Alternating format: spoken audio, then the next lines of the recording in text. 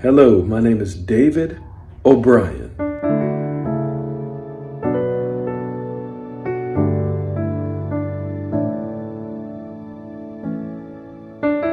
And I'm here for your success in the areas of purity.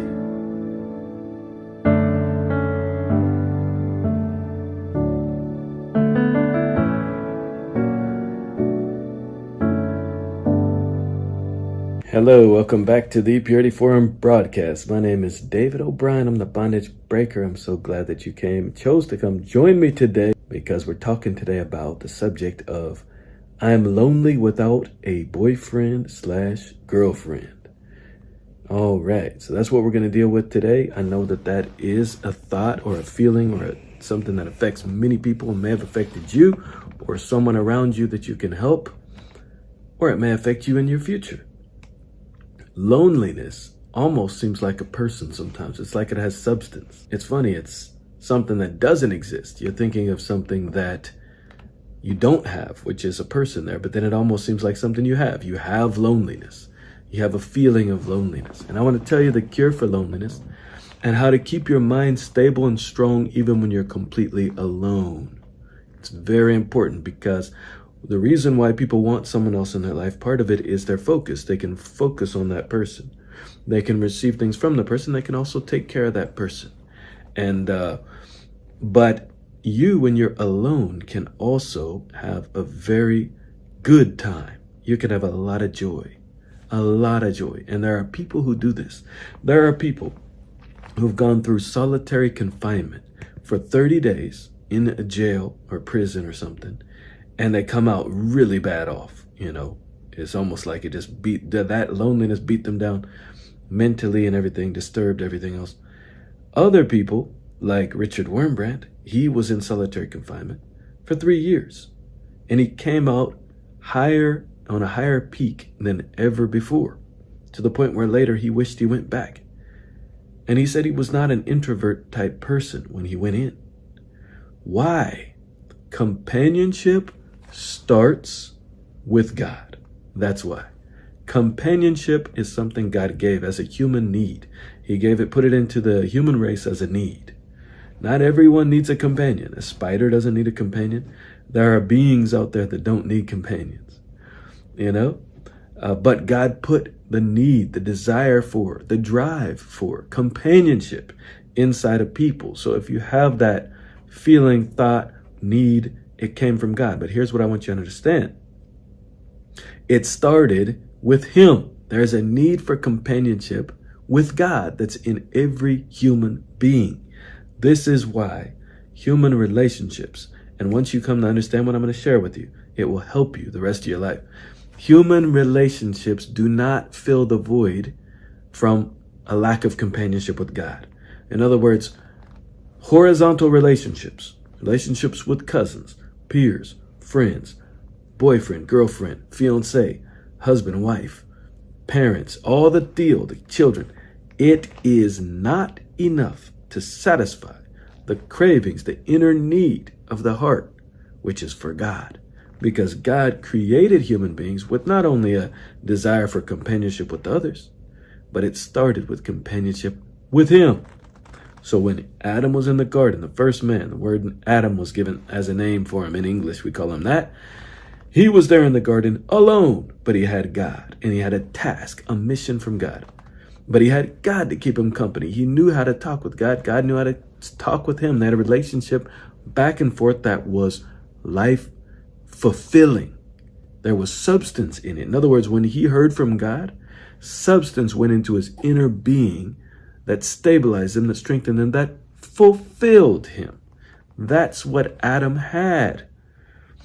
When he received Eve, it was more good because he already had the number one. So his life was set, but he still needed help. And in the human companionship is very important too. Very, very, very important. Just you and God is like, why even be on earth? You could be out of here somewhere. You could be with Him directly, physically, and you could be in heaven. But no, God needs, not only do we receive something from God, then we give it to people around us. And then we can receive things they receive from God too, from them. And if they don't know God, we can still enjoy their conversation and things like that. And we are a constant flow of refreshing God life that comes down into us and comes out of us into them. Constant. As long as we stay vital in our relationship with God first. Putting the relationship with God first ensures a good marriage. It ensures a good relationship of any kind. Even if the other spouse or the other person is not moving the same direction with God, you cannot be hurt if you're putting God first, because your energy comes from him. He becomes the battery on the inside of you. And it's not just for you as far as your satisfaction of life. Yes, that's important. But he becomes the energy for your mission on earth. Something people call ministry. In other words, service to mankind, to God's people, to other people. Every one of God's people, every one of God's children has a mission on earth, a ministry. In the scriptures called service. That's the real word. Every single one who's ever been born of God has appointed works to do and has a service, has a mission. There's a reason you're here. And God you can't fulfill it without him, but God as the battery life power source inside of you enables you to fulfill that mission and ministry on the outside. So he becomes your fuel source, your power on the inside to get those things done on the outside.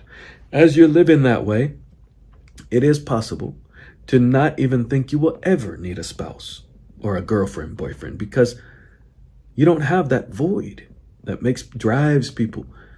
You won't have that. You won't feel insecure without a boyfriend. See, a lot of girls, because of the crowd logic, you don't want to listen to them. They feel, if I don't have somebody who's clinging to me, then I don't look desirable to others, or maybe I'm not desirable in my own eyes. That's a lie. You're desirable, whether any man notices it or not. You don't need them for affirmation. But what you do need is, like I said, you need the truth.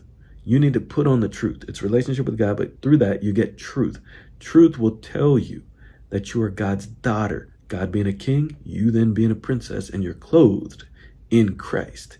That means when you look out of your eyes, you're not looking at yourself. You can't see yourself. Other people see you.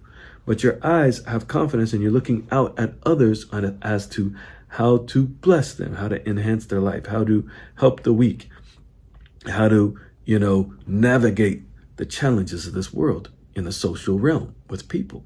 See? But the point being is, when you are already fulfilled by God, now you're on the foundation upon which you can actually have a healthy, very healthy relationship with the man, if you're a woman, or, you know what I mean? As far as the boyfriend, girlfriend stuff. Why? You don't want to become dependent on somebody to meet the inner need that they can never meet anyway. Only God can meet it. And then if you do have that spouse, fiance, boyfriend, girlfriend, whatever, they're not your all in all. And that's very safe, very important for you. And then you love them without trying to get from them and being needy and a sponge for them. Instead, you're a sponge to God. And he loves filling that void. He loves it. He'll fill you with light.